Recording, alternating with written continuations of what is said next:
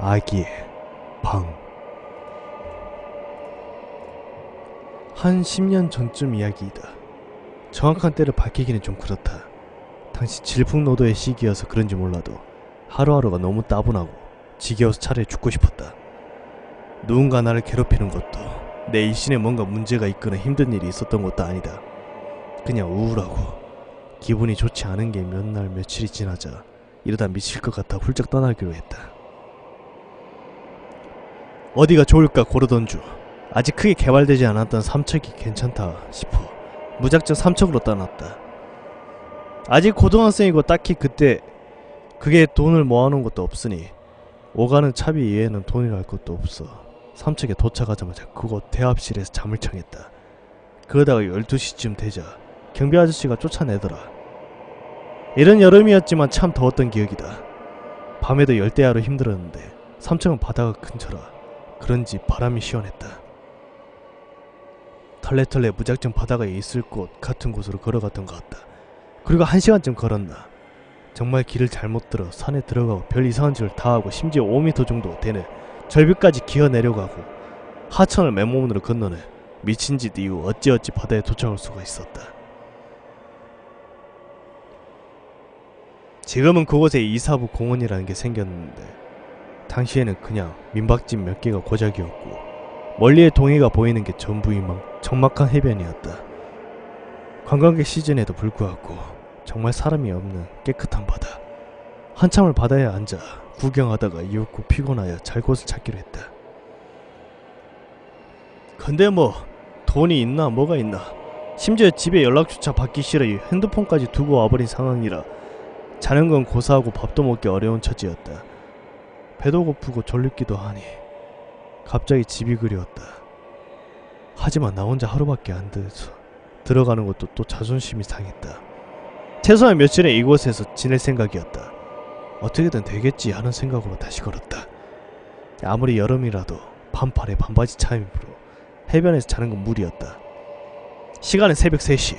정말 새소리 하나 들리지 않고 스산한 바람만 부는 작은 2차선 도로를 따라 언덕을 넘었다. 여기를 통해 걸어가며 삼척 시내로 나갈 수가 있었다. 도시가 망해가서 그런지 근처에 불 꺼진 민가들이 많이 보였는데 그것들이 사람들이 살지 않는 곳이라는 걸 쉽게 알 수가 있었다. 폐가. 그래, 폐가였다.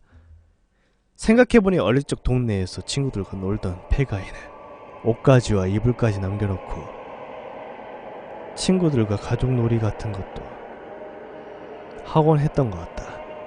그걸 본 동네 할머니가 깜짝 놀라 뛰어와 우리를 혼내고 심지어 동네 무당에게 데려가 쌀까지 뿌리는 짓까지 당했었다.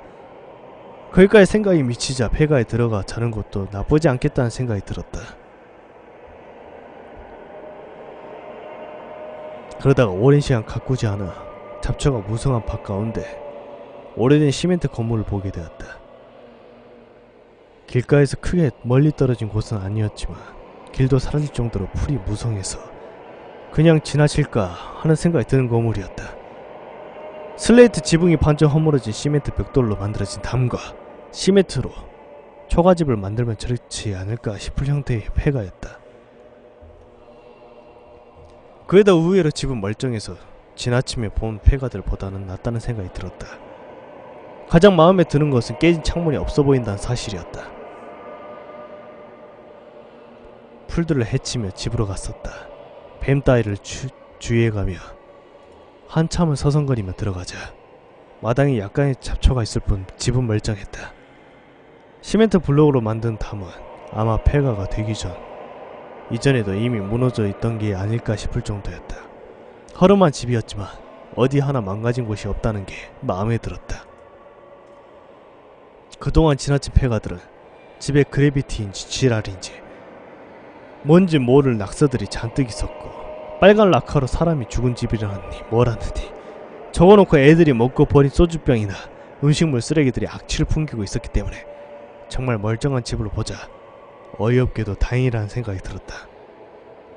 알루미늄으로 만들어진 허약한 문을 열자 기름칠로 오래하지 않아서 생기는 끼익거리는 경쳤다는 소리가 실리콘이 닳아 싸구려 유리가 샤시와 부딪히며 들리는 소음이 귀를 괴롭혔다.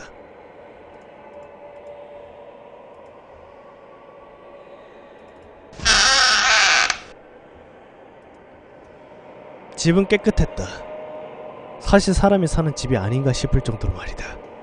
하지만 거미줄이 잔뜩 쳐져 있으니 그렇지도 않으리라. 집을 잠시 돌아보니 가재도구와 이불, 옷가지들이 그대로 남아있었고 방금 전 누군가 정리하고 나간 것처럼 바닥에 먼지 쌓여있고 천장에 거미줄이 나풀거린 것 이외에는 정말 깨끗한 집이었다. 혹시 불이 켜지려나? 그래도 알 수 없는 한계가 느껴지는 곳이었다. 때문에 주머니에 들어있던 일회용 라이터를 들어 불을 켜고 안방인 듯 보이는 곳에 들어갔다. 안방 역시도 폐가 특유의 약탈당한 흔적 같은 건 전혀 보이지 않았다. 여성용 화장품들이 먼지가 소복하게 쌓여 거울 앞에 진열되어 있었고 오래되어 보이는 가짜 자개장 문 한편에 열려있을 따름이었다. 자개장에 가자 이불들이 들어있는 게 보였고 이것들을 꺼내 안방에서 잘까 싶었다. 혹시 벌레 같은 게 이불 속에 수십 마리 있는 게 아닌가 싶어 휙 하고 잡아당겨 보았지만 다행히 그런 것은 전혀 없었고 곰팡이가 쓴 흔적 같은 것도 없었다. 하긴 한여름에도 이렇게 추운 곳이라면 의외로 습도가 높지 않을지도 모르겠다 하는 생각이 들었다. 물론 전혀 상관없는 얘기겠지만 이불을 들고 방에 깔려있는데도 이상하게도 이 방에는 절대 자고 싶은 생각이 들지 않았다. 너무 피곤하고 힘이 드는데도 안방은 뭔가 알 수 없는 한기가 있었다. 때문에 꺼내 이불들을 들고 다른 방으로 옮겨갔다. 집의 구조가 안방과 작은 방이 있는 그런 구조였고 그 방 사이에는 바깥 그대로 연결된 마루? 뭐 그런 게 있었다. 그 마루를 지나 작은 방으로 갔는데 이 작은 방은 안방보다 더 깨끗했다. 이 방은 아기가 쓰던 방인지 천정에 모빌 같은 게 달려있었고 벽에는 미키마우스나 기린이나 그런 스티커들이 붙어있었다. 그걸 보니 이 방은 그다지 무섭게 느껴지지 않아 바닥에 두꺼운 이불을 깔고 얇은 이불을 어깨에 걸친 채 벽에 기대어 눈을 감았다. 역시 그대로 누워서 자기에는 좀 무리가 있었다. 엄청 피곤했는데도 그다지 잠이 오지 않았다. 그래도 잠을 자둬야 내일 또 일어나 뭐라도 하겠다 싶어 꼭 눈을 감고 있는데 누군가 날 쳐다보는 느낌이 확 오더라. 그것도 내 바로 앞에서 말이다. 눈을 뜨지 않는 게 좋겠다는 생각이 들었다. 눈을 뜨면 뭔가 보일 것 같다는 생각이 들었기 때문이다. 하지만 한편으로는 눈을 감고 있으면 도망도 못 가는 게 아닌가 하는 생각이 들었다. 이성과 감성의 싸움이랄까. 그런 소모적인 싸움을 속으로 계속 하다가 이내 이성이 승리했고 나는 눈을 천천히 떴다. 고개를 묶고 있었기 때문에 눈을 뜨자 어두운데도 불구하고 내 발이 정확히 보였다. 그리고 천천히 눈만 움직여 앞을 보려고 하는데 뭔가가 내 눈앞에 갑자기 들이닥쳤다. 커다란 눈이 나를 아래서 올려다보고 있었다. 2살, 3살 정도 되어 보이는 어린아이였다. 비명조차 제대로 나오지 않았고 그대로 헛바람이 들이키고 그저 눈을 뜬 상태로 내 무릎 근처에서 눈을 동그랗게 뜨고 날 쳐다보는 아이를 그냥 같이 마주보고 있었다. 짧은 머리에 이상할 정도로 커다란 눈을 가진 아이는 한참을 나를 쳐다보다가 씩 하고 웃었다. 그 입꼬리가 잔뜩 찢어지며 누렇게 보이는 치아들이 드러나는데 도저히 감당할 수 없을 정도의 기괴한 모습이었다. 눈은 마냥 커다랗게 뜬 상태로 날 쳐다보고 입은 잔뜩 찢어져서 입가로 침을 질질 흘렀다.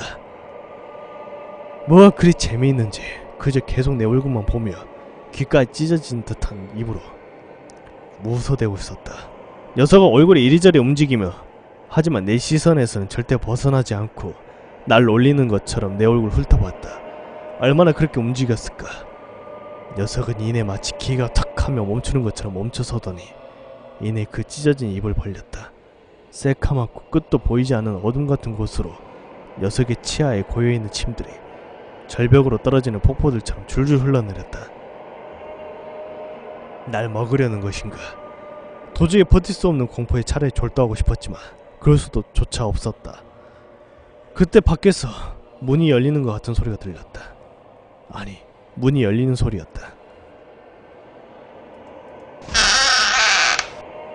아마 이 소리로 보면 안방이 열리는 소리가 아닌가 싶었다. 그러자 날 쳐다보던 녀석이 공포에 질린 얼굴을 하더니 후다닥 하고 사라져버렸다. 고개를 들어 주변을 바라보았지만 근처에는 아무것도 없었다. 어떻게 해야 할까 싶었지만 그 고민은 오래가지 않았다. 문을 열고 나갈 용기가 없었다. 그래서 창문을 열고 나갔다. 오래된 집이라 창문이 막혀있었지. 창문이 작았지만 그래도 나 하나 나갈 정도는 충분했다. 낑낑거리며 창문 밖으로 나가자 이번에는 작은 방에 문이 열린 소리가 들렸다. 그리고 들리는 목소리. 우리 아기 어디 갔니? 또 숨었니? 소름이 돋는다. 빌어먹을 정도로 소름이 돋았다. 그 병신같이 생긴 녀석이 겁에 질려 튈 정도면 지금 작은 방에 들어온 녀석도 대체 뭐란 말인가. 창문 밑에서 입을 손으로 막고 숨조차 쉬지 않은 채 작은 방에서 나는 소리에 귀를 기울였다. 아가, 우리 아가 맘만 먹어야지. 엄마인가. 언제든 아까 걸어가던 길로 달릴 준비를 하고 2차선 도로 쪽으로 바라보고 있는데 아까 그 눈깔 커다란 녀석과 비교도 할 수 없을 정도로 섬뜩한 기분이 내 머리 위에서 느껴졌다. 달릴까 말까 수많은 생각이 들었다. 하지만 그도 얼마 되지 않아 모든 생각들이 머릿속에서 확 밀려나가고 아무 생각도 나지 않았다. 그만큼 그 소리는 섬뜩했다. 옷가지가 창틀에 스치는 소리.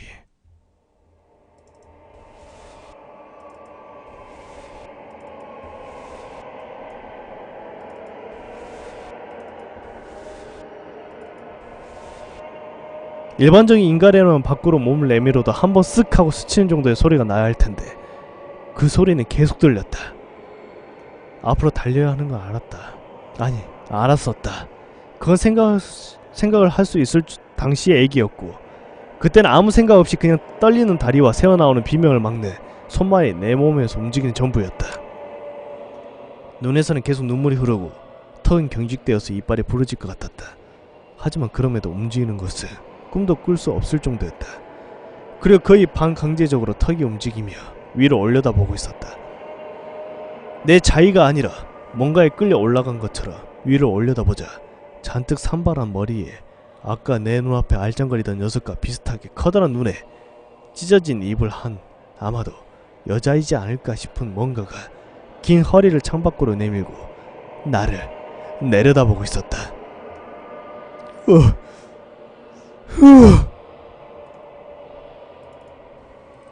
넌 누구니? 그때 갑자기 마법이라도 풀린 것처럼 몸이 벌떡 일어나 길가로 달렸다.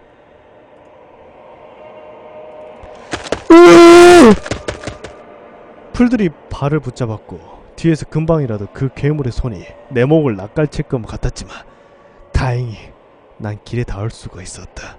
아스팔트 위에 올라서자 거의 50m는 되는 거리를 숨조차 쉬지 않고 뛰었는지 폐가 찢어진 듯한 그런 통증이 느껴졌고 하지만 그건 중요치 않았다. 그 거리를 달려 처음으로 뒤를 돌아보았는데 창문은 닫혀 있었고 대신 작은 방 쪽에서 아까 그 산발한 머리의 괴물이 천천히 몸을 빼고 있었다.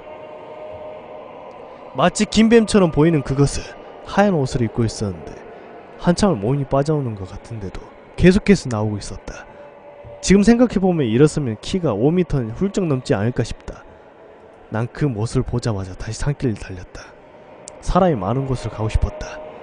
무슨 중2병이 들었는지 가족이고 학교고 친구들이고 다 버리고 혼자 있고 싶다면 뛰쳐나온 내가 병신이라는 생각밖에 들지 않았다. 한참을 달려도 차 한 대 보이지 않았다. 1시간 가까이 걸었던 길을 달리고 있었다. 넘어지고 구름먼서 달렸다. 중간중간 뒤를 바라볼 때마다 마리오네트처럼 삐걱거리며 움직이는 커다란 괴물이 보였다. 그것은 좀비처럼 내게 손을 뻗으며 날 따라 걷고 있었고 나는 미친듯이 달릴 따름이었다. 정말 필사적으로 달려 어느덧 삼척 시내에 다다랐을 때 그것은 더 이상 날 따라오지 않음을 느낄 수가 있었다. 난 그대로 삼척 시내 경찰서로 달려갔고 온몸이 피투성이인 나를 보고 경찰이 깜짝 놀라 동해에 있는 병원으로 경찰차를 타고 갈 수가 있었다.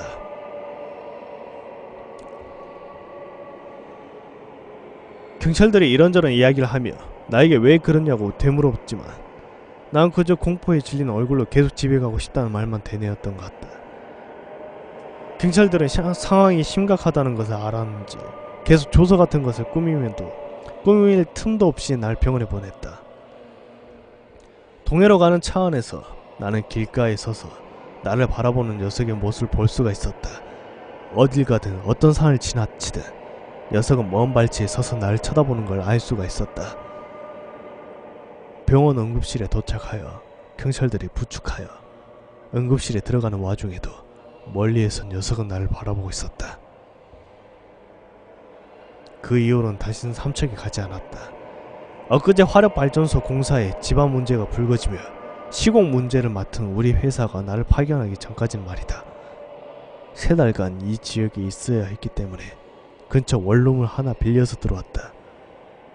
그리고 이제는 강원대 때문에 사람이 많아져 왁자지껄한 삼척 시내를 바라보다가 가끔 담배 한 대 피며 먼 발치에 보이는 산등성이를 바라본다. 어떻게 알았는지 아직도 날 바라보는 저 하얀 괴물을 말이다.